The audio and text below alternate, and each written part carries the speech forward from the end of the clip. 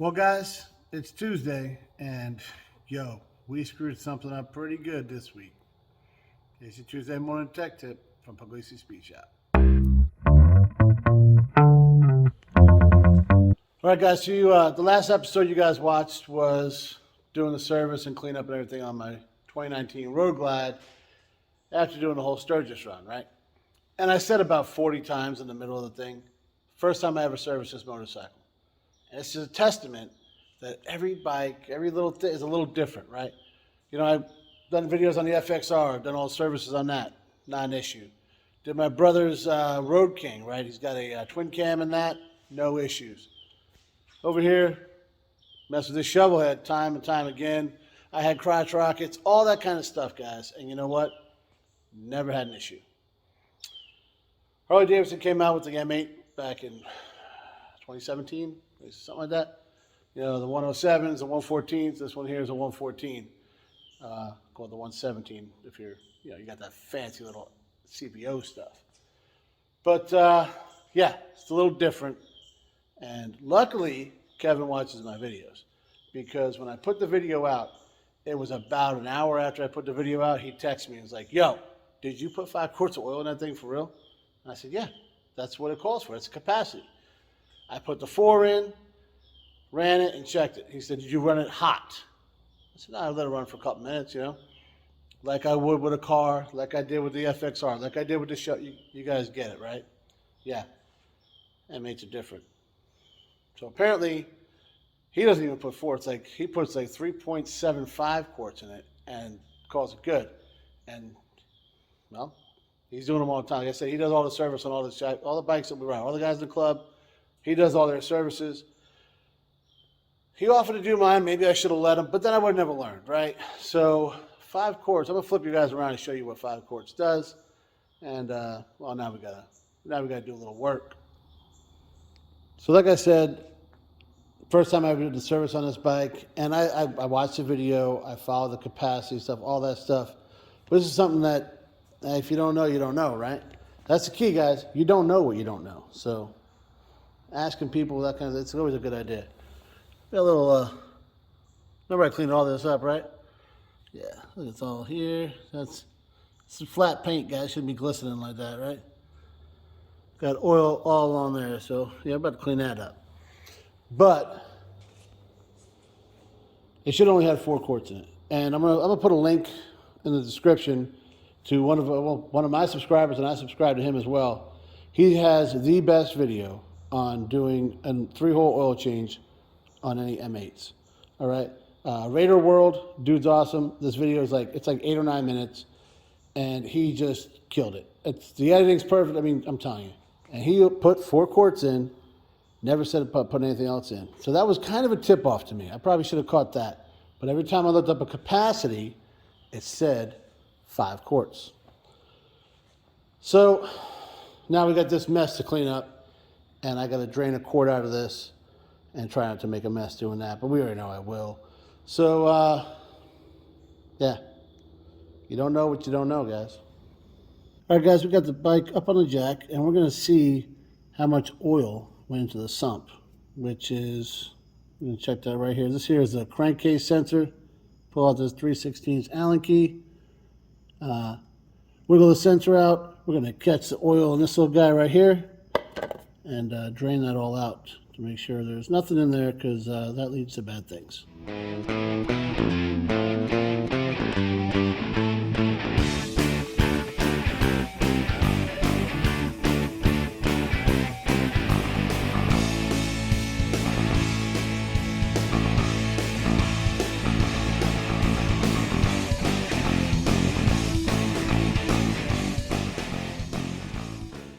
A little bit. We knew there was going to be a little bit. Probably going to be a lot of it, actually. And it's all my fault.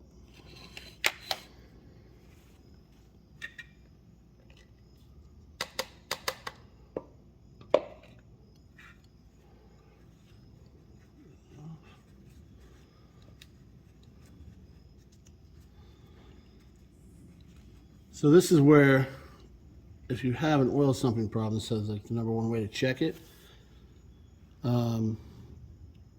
I'd never had one before, so the fact that there's any in there is, like I said, because I overserviced it. What's Harley say? If you got anything below 4 ounces is like the green zone. 5 to 6 is a yellow, and 7 above is a red zone. So if you're actually looking to see if you have a sumping problem, if you're having some of the things like power loss, um, smoking, running hot, those kind of things, this is the number one thing you can check on these.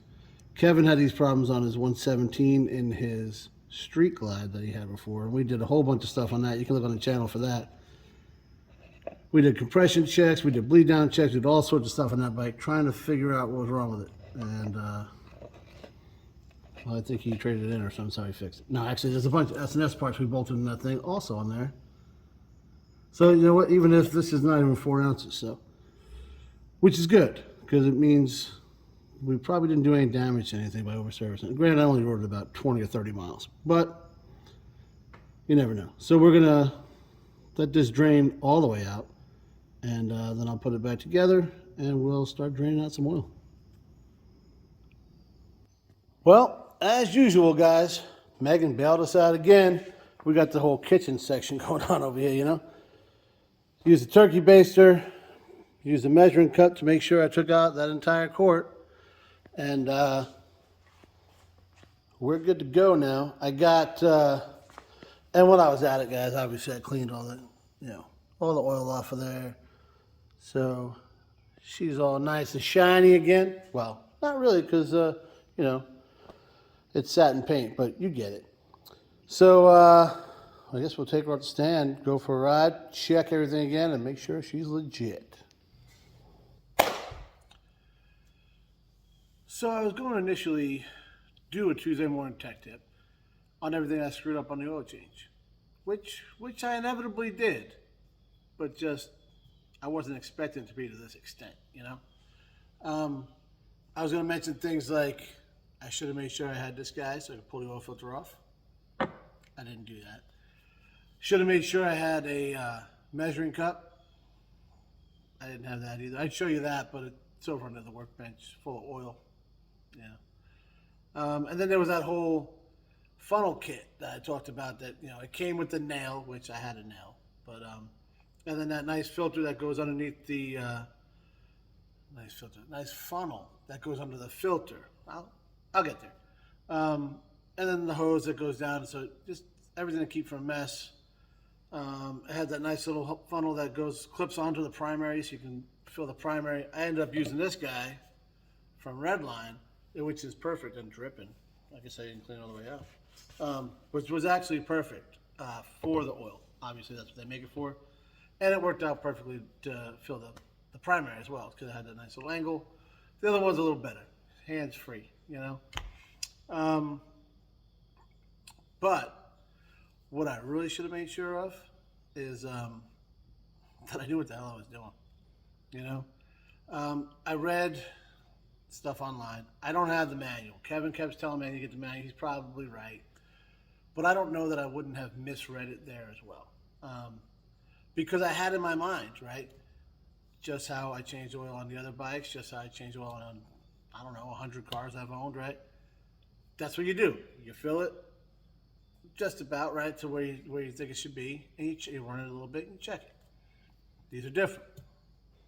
If I ask Kevin, maybe it says it in the manual. You know what? It does say on the thing, hot, but I thought hot was warm. Apparently I don't understand definitions.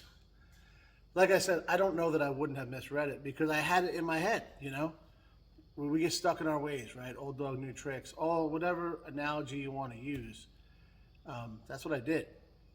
So I'm almost willing to bet if I had the book in front of me, I would have read that and said, yeah, that's what I'm going to do. I don't know why, but I can tell you I'll never make this mistake again because, well, it's pretty foolish, right? I mean, I get it. Things happen. We've overfilled them before. Everybody's overfilled something, right? I had a 5-liter Mustang a couple of years back, well, a bunch of years back, and I did an oil change on the driveway because I didn't have a garage, right? And it was on a hill. And I filled it on the hill. Yeah. That's what I did. And the dipstick was towards the front, so I overfilled the hell out of it. And when I fired that thing up, the idle was through the roof. The bike wasn't as bad, but it was pretty high. So that was a characteristic right away that I overfilled it. That and Kevin telling me I overfilled it. And then getting a Harley and it being splattered down the side of the motorcycle. So those were all pretty much new.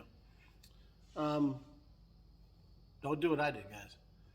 If you're unsure, if it's the first time you're doing something, like I said it like 40 times, right? The first time I did the service on this bike. If you ask somebody that's done it before, we all rely on YouTube. I got it. And I do get the irony of the fact I'm saying this, making a YouTube video. But all you got is another clown like me half the time that's showing you how to do things. Granted, I do know how to do a lot of stuff. There's a lot of stuff I don't know. And that's the secret to being good. I learned this a long time ago. Buddy of mine, Caesar Cisnato, if he's listening, he told me that. I said, man, we're working on something on the ship. And I was like, hey, he said, yeah, we don't do that. I got to have this guy do it. I said, well, I thought you were the man. You can't do everything? He said, that's the secret to being good, man. Know your limits. And he's 100% right. And if that's where your limit's at and you want to learn it. Don't just do it. And if I had just asked Kevin a question, but like I said, it was in my head, why would I have done it? Because I thought I knew. So if your first time, double, quadruple check yourself so you don't end up on YouTube making a video telling everybody how you screwed up your oil change. Thanks for watching, guys.